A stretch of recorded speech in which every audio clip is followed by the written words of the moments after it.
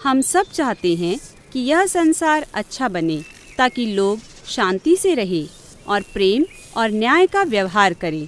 लेकिन एक समस्या है, हम मनुष्यों में कुछ ऐसी बात है जो हमें तबाही और विनाश के लिए निरंतर उकसाती है। हम इसे दुष्टता कहते हैं। बाइबल के दृष्टिकोण से दुष्टता दो प्रकार से नष्ट करती है।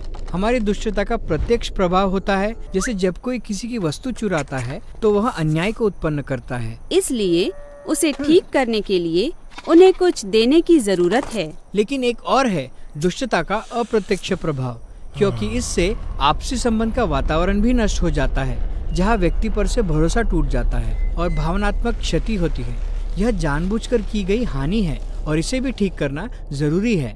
बहुत से लोग मानते हैं परमेश्वर बहुत अच्छा है और उसे ही संसार में सब प्रकार की बुराई को नष्ट करना चाहिए। लेकिन ईमानदारी से सोचे, मेरा मतलब है जो बुराई मुझे बाहर चारों ओर दिखाई देती है वही बुराई मेरे भीतर भी तो है। उस बुराई में हम सबका योगदान है और हम ऐसा ही करते रहते हैं। तो यह सोच हमें उलझन में डाल देती है कि अगर परमेश्वर को संसार से बुराई का नाश करना है तो फिर सबसे पहले उसे हमें नष्ट करना होगा। इसीलिए बाइबल की कहानी बहुत उल्लेखनीय है। यह परमेश्वर इतना अच्छा है कि वह न केवल इस संसार से बुराई को दूर कर देगा, बल्कि वह ऐसा बिना मनुष्यों को नाश किए करेगा। तो फिर वो ऐसा कैसे करेगा? देखो, बाइबल की कहानी के आरंभ में ही हमारा परिचय पशुओं की बलिदान से होता है। मैं जानता हूँ कि यह कुछ अटपटा लगता है, परंतु इजरायलियों के लिए यह परमेश्वर के न्याय और उसके अनुग्रह का बड़ा प्रबल चिन्ह था। तो याद रहे कि इस संसार में जो भी बुराई है उसमें मेरा भी योगदान है। मुझे हटा देना चाहिए, लेकिन परमेश्वर ने मेरे बदले इस पशु के प्राण को लेना चुना। वह पशु प्रतीकात्मक रूप से मेरे बदले मर रहा है और इसके लिए बाइबल का शब्द प्रायश्चित है। इसका अर्थ किसी की मृत्यु को ढांप लेना है। लेकिन इस विधि का एक दूसरा भाग भी है। याद रहे कि बुराई के कारण आपसी संबंध में गड़बड़ी आती है। बाइबल में इस विचार का वर्णन भूमि को दूषित या गंदा करने और उसे अशुद्ध बनाने के रूप में किया गया है। इसलिए याजक मंदिर के अलग अलग भागों में पशु के लहू को छिड़ककर प्रतीकात्मक रूप से अपराधों को धो डालता था। तो मतलब पशु का लहू सब कुछ शुद्ध करता है? हाँ, ध्यान रहे यह केवल एक चिन्ह है और इस प्रकार के चिन्ह के हम आदी नहीं है। लहू जीवन को दर्शाता है और लहू का छिड़का जाना इस बात का प्रतीक है कि परमेश्वर किस प्रकार उनके समाजों में से बुराई के इन अप्रत्यक्ष परिणामों को साफ कर रहा है।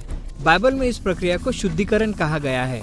तो उस देश में मंदिर अब एक स्वच्छ स्थान बन गया जहाँ परमेश्वर और उसके लोग एक साथ मेल से रह सकते हैं। इसका मतलब यह विधि परमेश्वर और इजराइल के बीच सब बातों को ठीक कर देगी। उससे भी ज्यादा, इन चिन्हों के द्वारा इजरायली लोग परमेश्वर के प्रेम और अनुग्रह को अनुभव करते हैं और क्षमा किए जाने के कारण आदर्श के रूप में यह उन्हें प्रेम और अनुग्रह करने वाले लोग बनने को बाध्य करती है। बिल्कुल ठीक, यह आदर्श रूप है, लेकिन ऐसा हमेशा नहीं होता था। हाँ, इसलिए भविष्यवक्ता यशायाह ने इसके बारे में बहुत कुछ कहा है।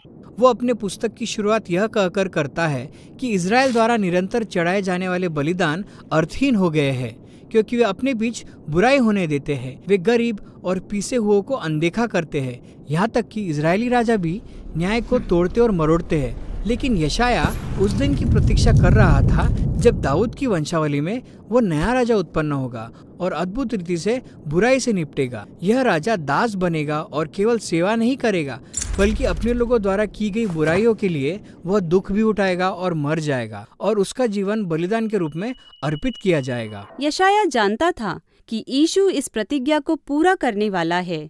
वह दुख उठाने वाला और क्रूज पर मृत्यु सहन करने वाला इजराइल का राजा है। वास्तव में यीशु ने स्वयं यशायाह के शब्दों का उपयोग करते हुए कहा कि वह सेवा करने के लिए और अपना प्राण बहुतों को छुड़ौती के लिए देने आया है। वह शब्द छुड़ौती प्रायश्चित के बलिदान की ओर संकेत करता है।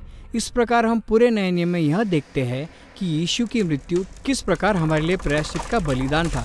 इस संसार में हमने दुष्टता और मृत्यु में जो योगदान दिया है उसका जो मुआवजा परमेश्वर को चुकाना है उसने चुकाया। लेकिन नए नियम के लेखक यीशु की मृत्यु को शुद्ध करने वाले के रूप में भी बताते हैं। तो हम यीशु के लहू को उसके जीवन के चिन्ह के रूप में सुनते हैं, जिसमें यह क्षमता है कि उन सभी गड़बड़ियों को धोकर शुद्ध कर दे जिन्हें बुराई ने हमारे भीतर और चारों तरफ फैलाई है, ताकि हम परमेश्वर के साथ मेल में रह सके।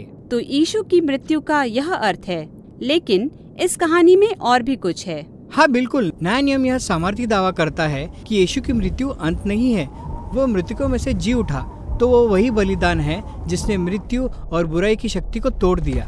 इसका मतलब कि वह जीवित है ताकि अपना जीवन हर उस जन को दे जो उसे ग्रहण करने को तैयार है। वह वही सिद्ध बलिदान है जिसके और पहले के सभी बलिदान संकेत करते हैं। इसलिए यीशु के कारण आरंभिक मसीहियों ने पशुओं के बलिदान की विधि को बंद कर दिया, लेकिन उन्हें नई विधियां दी गई। यीशु ने अपने शिष्यों को 2 विधियों का पालन करने के लिए कहा। पहली विधि थी बपतिस्मा। जैसे यीशु की मृत्यु हुई उसी प्रकार पानी में जाने से आप उसकी मृत्यु के साथ व्यक्तिगत रूप से जुड़ जाते हैं। पानी से बाहर निकलने पर आप यीशु के साथ जीवन में लौट आते हैं। इस प्रकार बपतिस्मा वो पवित्र विधि है जो आपके जीवन को यीशु की मृत्यु और पुनरुत्थान से जोड़ता है। दूसरी विधि है प्रभु भोज। यह यीशु का अपने शिष्यों के साथ अंतिम भोज को स्मरण करके उसे वैसा ही करना है जैसा उसने किया था। उसने रोटी और दाखरस का इस्तेमाल अपने मृत्यु को दर्शाने के लिए किया जो बलिदान स्वरूप थी। इसलिए अब यीशु के अनुयायी यीशु की मृत्यु की सामर्थ और उसके जीवन को स्मरण करने और उसके साथ सहभागी होने के लिए नियमित रूप से रोटी और दाखरस में से लेते हैं।